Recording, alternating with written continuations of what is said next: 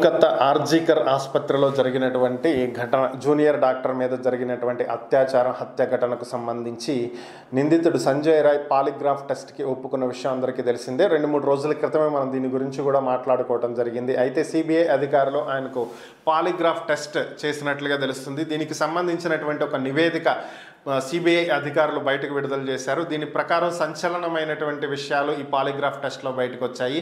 ముందుగా తానే ఈ నేరం చేశాను అని చెప్పి సిబిఐ అధికారుల ముందు ఒప్పుకున్నటువంటి సంజయ్ రాయ్ కోర్టుకు వెళ్ళేటప్పటికీ మాట మార్చి అసలు దీనికి నాకు ఏ విధమైనటువంటి సంబంధం లేదు, నన్ను కావాలనే ఇరికించేటువంటి ప్రయత్నం చేస్తున్నారని చెప్పిన విషయం అందరికీ తెలిసిందే. అయితే పాలిగ్రాఫ్ టెస్ట్లో నిజాలు బయటపడతాయని టెస్ట్కి ఒప్పుకుంటున్నానని, ఖచ్చితంగా నిజాలు బయటకు వస్తాయని చెప్పి అతను తెలియజేశాడు. అయితే పాలిగ్రాఫ్ టెస్ట్ చేస్తున్నటువంటి సమయంలో అతను చాలా ఆందోళనగా ఉన్నట్లుగా సిబిఐ అధికారులు తెలియజేశారు. ఇక పాలిగ్రాఫ్ టెస్ట్లో అతను చెప్పినటువంటి అంశాలు ఒకసారి పరిశీలించినట్లయితే తాను చేసినటువంటి ప్రతిదీ కూడా ఏదైతే ముందుగా తను డ్రింక్ చేయటం, తర్వాత తన స్నేహితుడితో కలిసి రెడ్ లైట్ ఏరియాకు వెళ్ళటం, అక్కడి నుంచి వస్తూ దారిలో ఒక మహిళను వేధించటం, తర్వాత తన గర్ల్ ఫ్రెండ్కి ఫోన్ చేసి న్యూడ్ వీడియో కాల్ చేయటం, దీని తర్వాత ఆర్జికర్ ఆసుపత్రికి చేరుకుని ఐసీయూలో అద్దాలు పగలగొట్టడం, ఆ తర్వాత ఎమర్జెన్సీ కేర్కి వెళ్ళటం, అక్కడి నుంచి 3వ అంతస్తుకు వెళ్ళటం, అక్కడ సెమినార్ హాల్కి వెళ్ళటం, ఇక్కడ వరకు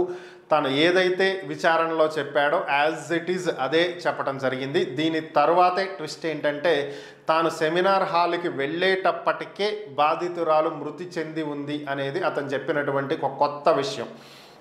సో ఇతనే ఆమె మీద అత్యాచారం చేసి హత్య చేశాడు అని చెప్పి ఇప్పటి వరకు భావిస్తుంటే ఇతను వెళ్ళేటప్పటికే ఆమె మృతి చెంది ఉందని, ఆ తర్వాత ఆ మృతదేహాన్ని చూసి అక్కడ ఉన్నటువంటి పరిస్థితులు చూసి భయపడి తాను పారిపోవటం జరిగిందని, కావాలనే తనని ఈ కేసులో ఇరికించేటువంటి ప్రయత్నం చేస్తున్నారని చెప్పి ఒక కొత్త విషయాన్ని అతను తెర మీదకి తీసుకురావటం జరిగింది. మరి దీని మీద సిబిఐ అధికారులు కోర్టుకి ఏం నివేదిక ఇవ్వబోతున్నారు, పాలిగ్రాఫ్ టెస్ట్ రిజల్ట్ ఏం చెప్పబోతున్నారు కోర్టు ముందు, నెక్స్ట్ ఒకవేళ అతను నిందితుడు కాదంటే అసలు నిందితులు ఎవరు, దీని వెనుక ఉన్నటువంటి వ్యక్తులు ఎవరు, కుట్ర కోణం ఏంటి అనేదే తెలియాల్సి ఉన్నటువంటి పరిస్థితి.